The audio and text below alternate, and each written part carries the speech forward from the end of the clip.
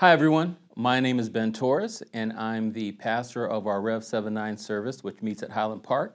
And today, our devotional will be out of Matthew 17. Matthew 17 says this: After 6 days, Jesus took with him Peter, James, and John, the brother of James, and led them up a high mountain by themselves.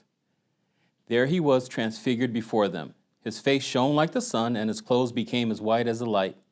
Just then there appeared before them Moses and Elijah talking with Jesus. Peter said to Jesus, "Lord, it is good for us to be here. If you wish, I will put up 3 shelters, one for you, one for Moses, and one for Elijah."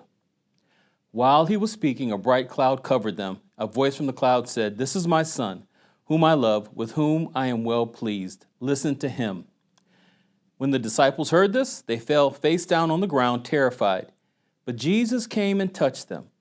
"Get up," he said. "Don't be afraid." When they looked up, they saw no one except Jesus.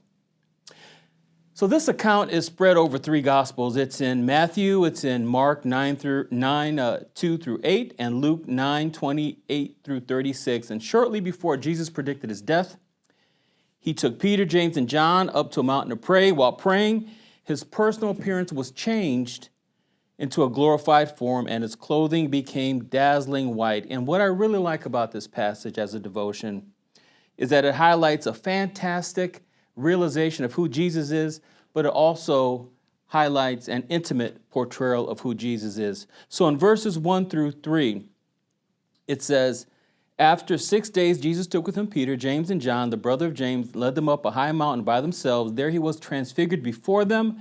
His face shone like the sun, and his clothes became as white as the light. So the central point of the first 3 verses is this term transfigured. And the Greek term used here is from a word metamorphuo, where we get our word metamorphosis from. And the word describes the complete change of the form and substance of a thing. And we use it in our language to describe dramatic changes for things like a caterpillar changing into a butterfly, or if you're a big Marvel fan, Bruce Banner changing into the Hulk.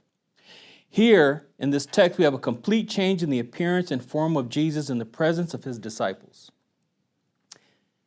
Before he became the baby in the manger, before time began, this is Jesus as he truly is. Glorious, powerful, and brighter than the sun. And here we see Moses and Elijah in this account speaking with Jesus. And Moses represents the law, which anticipated the sacrificial atonement of the Messiah. And Elijah represents the prophets who prepared the hearts of the people for the coming of the Lord. And the 2 of them speak to Jesus about his departure, as we find out in Luke, or his coming death. And when speaking of his death, specifically, Luke talks about it as an exodus. As Moses delivered his people out of the bondage of slavery in Egypt, Jesus would lead believers out of the bondage of slavery from sin and death in the world. And then in verse 5, when God's voice, the Shekinah glory of God, his voice comes from heaven, it says, "Listen to him." It indicates that the law and the prophets must give way to Jesus. The one who was the new and living way is replacing the old way. He is a fulfillment of the law and the countless prophecies in the Old Testament. And so this is a bit of a paradigm shift.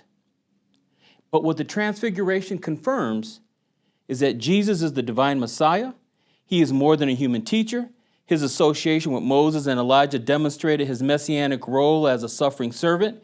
And God's voice from heaven declared that he is the unique, one-of-a-kind Son of God. Now, Peter's response is a really normal response. He's like, "What is going on?" So Peter, perceiving the greatness of the situation, wanted to offer suggestions. Then God's voice comes out of heaven, and all 3 are terrified, and they fall face first on the ground. But notice, we have this fantastic realization of who Jesus is, and then we have another fantastic realization of who Jesus is in this intimate interaction he has here. So they're on the ground, face first, terrified that they've heard the voice of God. But Jesus walks over to them and intimately comforts them, puts his hand on them and says, "Get up, don't be afraid." And when the disciples saw that he was alone, it doesn't say what they felt here, but I'm pretty sure they were befuddled. But the disciples were allowed to experience this in order to convince, to encourage, and to strengthen them in their faith and obedience as they would make sacrifices in their life into the future. And Jesus, with a personal, reassuring touch, tells them, don't be afraid. Let me conclude. So God's revelation to his people is a demonstration of his love and grace for us. We can be overwhelmed by the thought of it. A revelation of this kind confirms that Jesus is Lord and we can trust him. It also provides us with hope for the future.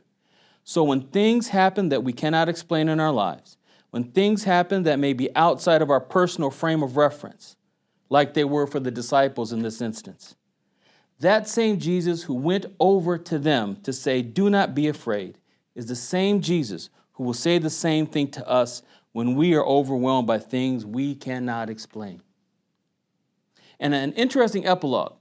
The disciples never forgot what happened that day on the mountain because John in John 1:14 talks about it. Peter talks about it in Peter 1:16 through 18. They were eyewitnesses to an account that had positive reverberations throughout the course of history. You all have a good day, and God bless you.